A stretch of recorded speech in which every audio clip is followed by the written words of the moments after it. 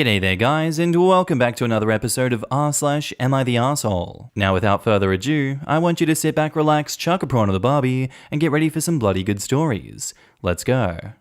Am I the arsehole for not answering my husband when he called? My husband is in a huge snit about this, and has taken himself to the spare room over it.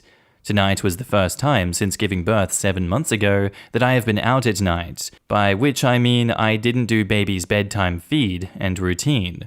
I left to go to the cinema with a friend shortly before his bedtime routine would begin. Husband used to help for the first 3 months with evenings, but has since said that he is too busy and tired from work, so I do it. I talk to him through baby's routine, the room temp, lighting, noise, etc., preferences he has, and husband assured me that he had everything under control. The move barely started when I started getting calls from husband. I texted him asking what was wrong, and he said baby wasn't sleeping. I texted him back with reminders of how baby prefers things, and he said he had done it all. I checked the baby monitor, as the camera covers most of the room, and could see that the room lights were on, white noise machine was off, and he hadn't tucked baby into his blanket. I texted him to say as much, and he started calling me again despite knowing that I'm in the theater. He texted me to come home and put baby to bed. I told him I was sure he had everything in hand, and I put my phone on Do Not Disturb. I did periodically check on the baby via the monitor, and he was okay once husband actually followed the sleep routine. After the movie, I saw that husband had continued to call me for like the next hour after we last spoke. When I got home, he started arguing with me for ignoring his calls and berating me because I left him alone. I offered to show him bedtime for the last 2 days before going out, and he didn't want to know. Am I the asshole for ignoring his calls and not helping with the baby? Absolutely not. He deserves to be ignored for doing that to you. He's just as much parent as you are. He had 2 days to be shown the bedtime routine, yet he refused to do any of that, which is his responsibility, and then hounded you while you're at the theater. He can get stuffed 6 ways to Sunday for all I care, not the asshole OP. Not the asshole. Your husband needs to pull his weight with regards to parenting. You were proactive in offering to show him beforehand. I think the solution is that you tell him that he needs to take turns with you doing the evening routines. Offering no longer cuts it. She needs to force him to do it every other night, since by his admission he couldn't do it once. And what would happen if she was in hospital? I know he is perfectly capable, but if that's his argument, then he needs the practice, not the arsehole. He is using weaponized incompetence to get out of doing something that he doesn't want to do. What a selfish asshole. It sounds like dad doesn't want to do his chores of checks notes, raising his effing kid. Weaponized incompetence makes my blood boil. Not the asshole. This is called malicious, willful ignorance on your husband's part. He didn't know what to do because he didn't want to know what to do. He wanted you to come home and do it for him. He needs to face the fact that he's the father now, and being a father means dealing with everyday stuff of having a baby, like feeding and putting the kid to bed. Don't back down, OP, or you'll be feeling like a single parent for a long time. It's interesting that you saw on the monitor that once he followed your instructions, it worked, and yet he still kept calling you. Is he aware that you knew the baby was settled when he was harassing you? Or is he trying to say the baby was still awake? He is punishing you for going out, and you need to nip this in the bud now. It is embarrassing that a dad does not know how to put this 7-month-old to bed. He obviously needs much more practice, and you should tell him so. And OP replies, he was saying baby was still restless, which is why I was checking every 15 to 20 minutes again. I don't think he realizes that the phone app works wherever you are as long as you're connected to the internet. I think he thinks it only works if you're close to the camera, which, to be honest, I also thought until I tried to check when all this started.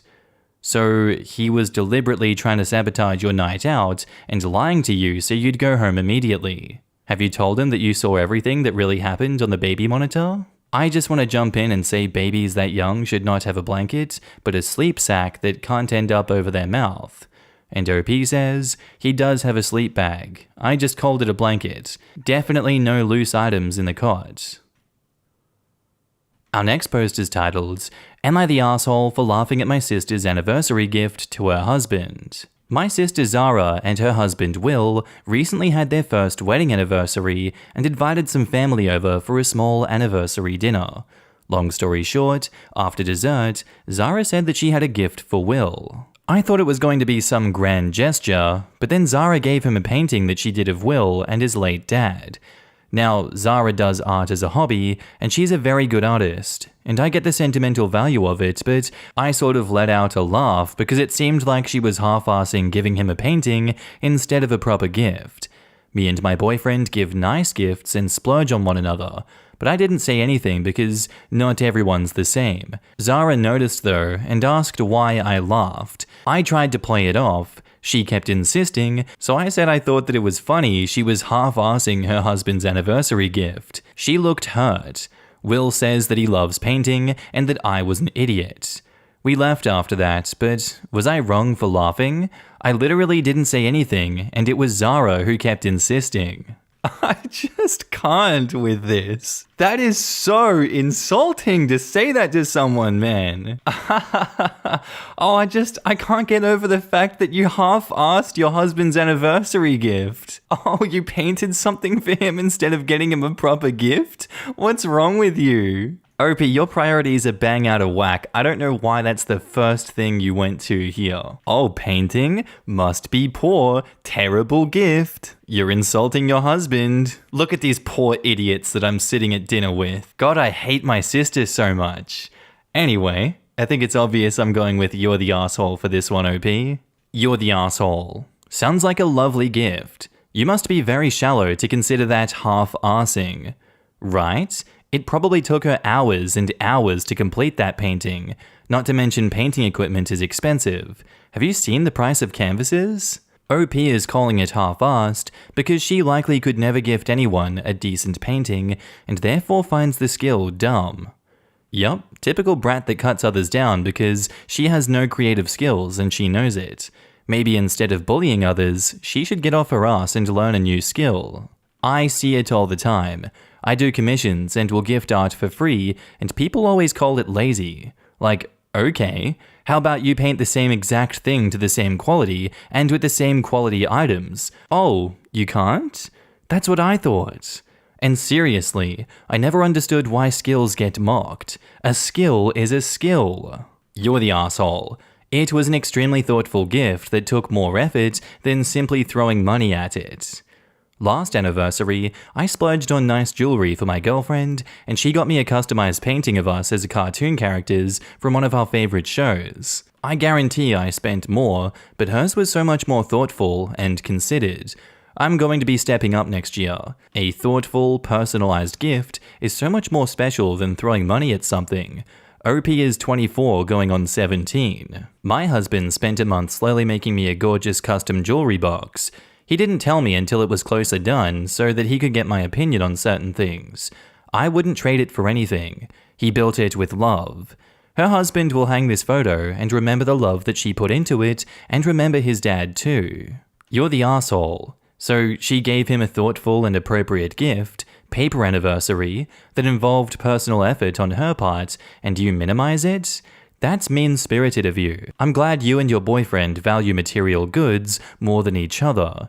It seems Zara and Will have a good future in front of them. I was scrolling for a while to see if anyone else picked up this as the first anniversary, which is traditionally paper. Your sister gave him a painting, which is paper, so this gift was in keeping with tradition. Like others have said, paintings are not cheap, especially if you paint it yourself. Even if she had just gone out and bought a painting, it still would have been in keeping with tradition. Gifts should not be valued by the store price tag, but by the amount of love and thought that goes into choosing them. Something you apparently have yet to understand. OP, you're the asshole.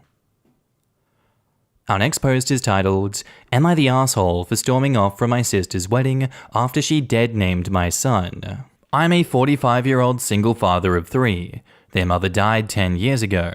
I have 3 sons, 17-year-old Andrew, 15-year-old Connor, and 14-year-old Max. Connor was born female. He is trans. He came out as trans 5 years ago, and has now socially transitioned, not yet physically. My sister, 38 female, just got married. Me and my sons were also invited. My family has known that Connor is trans for 2 years now, and some have adjusted well, some not so much. My sister is pretty indifferent about it. Her wedding was really super well organized to the last detail. She wanted all the men to wear shirt and tie, and then women's sundresses. I texted her a picture of our outfits the day before the wedding, and she said, "Where is Nia's dress?" I was a bit surprised, and told her not to dead-name my son, and that he'll be wearing a shirt and tie like the rest of the men there, or we aren't coming. She said fine, and that was it. At the reception, my sister got mad that Connor was wearing a tie, but didn't say much after that. When we sat down at our table, his card read Nia. I went to my sister, and she said she used their real name. I told her me and the boys are leaving, and she told me, "Don't you dare cause a scene at my wedding. Nia can be a guy any other day." I called her a bigot, and we left. My family says I ruined her wedding. And I say she ruined her own wedding. This is not some crazy drama-filled issue that you've brought to her wedding, OP. There obviously were a lot of warning signs before now that you've obviously ignored so that they can have their good day. The happy, fun-filled wedding where we continuously just take jabs at Connor. Woohoo! Congratulations, sister. You're an asshole. But good for you for standing up for your child and your children, OP. I very much respect that, and I say not the asshole. He can be a man any other day? What a ridiculous thing to say. Well, sister theoretically could be an asshole any other day too, yet here we are. Not the asshole. Good on you for standing up to her in support of your son. With an attitude like that, I'm sure the sister will be a bride again before long, so ruining this wedding was no big issue. Not the asshole. Long con idea though. She got married, right? She was Miss Smith, let's say. She's now Mrs. Jones, right? Conveniently forget the Jones and call her Smith. I mean, that's what you've known her as your whole life, so it's hard to change what you've called someone their whole life, even if they prefer that you call them something else. I have a friend that whenever someone pulls the "your birth certificate says male name though," she just says, "Yeah, it also says I'm 7 pounds. Lots changed since then." Not the asshole. I don't quite understand all this transitioning stuff, but it looks to me like you respect your child, and you demanded that your sister respect him also, and she didn't. If anyone created a scene, it was her by putting Nia on the name card. You did the right thing. At that age, it really is as simple as letting the kid control their own appearance and calling them by the name they want to be called, which you'd be a jerk not to do regardless of whether they're cis, trans, or any other factor. Respecting your kid as an individual and listening to them when they tell you who they really are is the core of it. You're right that this is exactly what OP is doing and exactly what his sister is failing to do. Yeah, when people get in a huff about it, I just think about the kid in my 7th grade who didn't want to be called Joey anymore because he thought that it was immature. He wanted to be called Joe. You know what we did? We called him Joe. It doesn't have to be any more complicated than that. If OP's kid had some silly family nickname that he didn't like anymore and asked the family to call him by something else for the last 2 years, and OP's sister put the old nickname on the seating card at the wedding, she would be the asshole for intentionally ignoring the son's feelings. Same thing here. I know it ends up being a lot more complicated than that for most trans folks because it's not just a name. But even if it was just a name, it's an asshole thing to do for any reason. Our next post is titled, "Am I the arsehole for calling my ex at 2 a.m. and asking him to come comfort our daughter and asking him to cancel his vacation?" Our daughter got sick while on vacation with her dad a few months ago, and now whenever she's upset, she wants a specific parent to comfort her, and it's impossible to get her to calm down if you're not the parent she wants. A few nights ago, she woke up at 2 a.m. after having a nightmare and wanted her dad. We are separated and don't live together, so I tried to calm her down myself first, but she was getting more and more distressed. Eventually, I caved and called my ex to ask him if he could come over to comfort her. He came over and managed to get her to go back to sleep, but because she was sleeping on him, he didn't want to move in case he woke her up again. He asked me to wake him up by 8 a.m. as he was supposed to be leaving for a vacation with his girlfriend a few hours later. I asked him not to go because I was worried our daughter would want him while he was away. After discussing it, he agreed not to.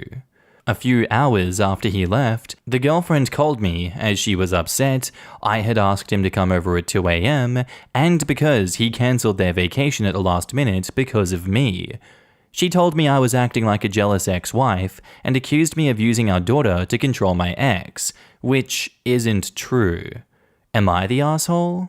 I'm honestly gonna have to go with yes for this one. You were not effectively co-parenting in this situation, and you're enabling a behavior that is obviously detrimental to everyone here.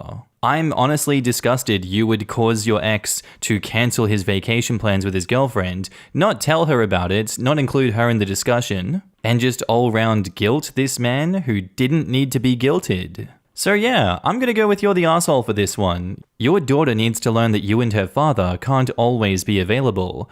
Better sooner than later. So yes, for me, you're the asshole. You knew that your ex was going on a vacation with his girlfriend, and you still called him at 2 a.m. You took the easy way out for you, made things more difficult for your ex, and it did not help your daughter to become somewhat more independent. It wouldn't surprise me if the daughter is consciously or subconsciously trying to pull a parent trap to get dad to stay with mom. Right? It's worth OP putting some thought into, especially if she's calling dad every time. Did these issues start right after they broke up? Kids know. My friend's 3-year-old son desperately tries to get his mum to do things she knows he can do. So when we're at the park, he will squeal like he's dying for very minor things. Once he picked up that mum was ignoring it, he tried a new tactic. He watched a young child get her leg stuck in a ladder. The child was really stuck and in pain, so we all rushed to help the mum out. My friend's son was watching. Moments later, he attempted to recreate the same scenario. His mum ran to him, and when he was released far too easily, mum realized that she had fallen for a trick. I'm all for giving kids attention. Obviously, my friend's son is working through some emotions, and she's spending extra time with him cuddling and talking. But faking an injury is negative reinforcement, and my friend doesn't want to indulge that. Opie, you're the asshole. You can't call your husband when it's your time to take care of your daughter for mundane things. If your daughter was in the hospital, by all means call your ex. But for sleeping, it's time that you dealt with her. All you are doing by caving in is teaching her that she can have big emotions and not deal with them. Not a healthy lesson at all. Both of you need to learn valuable coping mechanisms. I'm gonna go out on a limb and guess that she's modeling your behavior. You're the asshole, massively, and you are setting your daughter up for emotional difficulties. It is simply impossible to go through life this way, and she needs to learn that. Her wants will not always be met. And I say wants, not needs, as this comfort was not a necessity. She was safe and cared for by a trusted adult. Additionally, if you're unable to parent yourself, consider parenting classes. You can't expect other adults, regardless of who they are, to pick up your slack ever. You're the asshole. Unexposed is titled, Am I the asshole for making my wife order off the kids menu or share a meal with me? My wife has never been a big eater. That's fine, and I don't have a problem with it. What I do have a problem with is that my wife is somehow also a greedy eater. She always prefers a large variety of foods together at a time, just in smaller portions.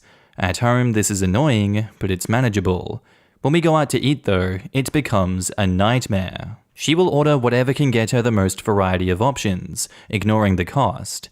She will add sides, appetizers, and desserts to her meal, only to eat 1 or 2 bites of each thing she orders. Maybe this would be manageable if she ate leftovers, but she refuses to, so all the food just ends up going to waste. Most of the time, I find myself ordering small meals and eating what remains of her orders just to try and justify it. But I don't like 90% of what she orders and just want to eat my own damn meal. A week ago, I got incredibly annoyed when she ordered herself a full rack of ribs and an appetizer, only to eat like 20% of each. I only ordered a salad so I could finish the rest off, but I hated the sauce that she chose for the ribs, and most of the appetizer went untouched. As we were leaving, I told her that I'm sick of spending $40+ on her alone for food she doesn't end up finishing. I told her that from now on, she can either order 2 things off the kids menu, or we can work out something we both will enjoy and share. She ignored me and thought that I was not serious. Well, last night we went out to a wing place. As we sat down, I asked for a kids menu and she got confused. When we started talking, and I told her that she either needed to order off the kids menu or share with me, she got quiet and refused to talk to me and started saying that I'm insulting and belittling her. We ended up going out into the parking lot and having a fight before she got an Uber home. She's not talking to me now, and this morning I got a call from her dad screaming at me for what I did. I'm having second thoughts now about this. I'm gonna go with no assholes here for this one. I really think it boils down to you guys refuse to communicate with each other. It's obvious you want to extend an olive branch out to her and say, hey, let's talk about this. Let's come to a reasonable middle ground for the both of us. But she's refusing to open up to you and take this seriously. I don't think in a situation like this, the right thing to do is make an executive decision and say, hey, you're ordering off the kids menu now if you're not going to order with me. That is aggressive and controlling on your behalf, and that's not what helps fix these situations. Therapy and communication are very much needed in a situation like this. And how about some respect while we're at it? I don't think anyone's an asshole here, I just think you guys have issues that you need to fix. Look for buffets to eat. I'm the same way. I love a variety, but I don't eat much. I always get a salad that has a little of everything, or go to a buffet. Also, I'd say OP needs to sit down, and if they don't split the bill in the future, start making a food budget. For eating out, our meals should cost a maximum of X. Yes, or at the very least, have her pay for her own meal out of her own paycheck. Order what you want, but eat what you order. Whether it be in the restaurant or later at home, that is a waste of money and food. Wasting food like that is a serious pet peeve for me. I'm going with not the asshole here, but I think your execution of your frustration could have been better. Not the asshole. I would have taken the leftovers home for her to have the next day and only prepared my own food. Inconveniencing her in private, not public, may work better and won't make you look like an asshole, even though you did warn her. According to his post, she won't eat leftovers. That's why it's a good consequence to her actions. If she doesn't want the leftovers, she either has to make her own food, which judging from the post is a lot of effort for her, or she orders less food in the future. She's his wife, not his child. It's not his place to discipline her. And yeah, thanks. This is the crux of the everyone sucks here to me. Her habit is super annoying, but the kids menu thing and the mandatory leftovers punishment are both things that you do to a kid under 10. Instead of treating a grown woman like a child, be an adult. Adults make household budgets. If you are no longer willing to pay for her wasteful habits out of your personal fun money or your shared fun money, you can split checks and each pay for your food out of your own fun money. She can spend her money how she likes and it won't affect you. And that's where I'm going to end the episode today, guys. I do hope you enjoyed. If you did, let me know what you thought of it down below, and I'll see you in the next one. Bye.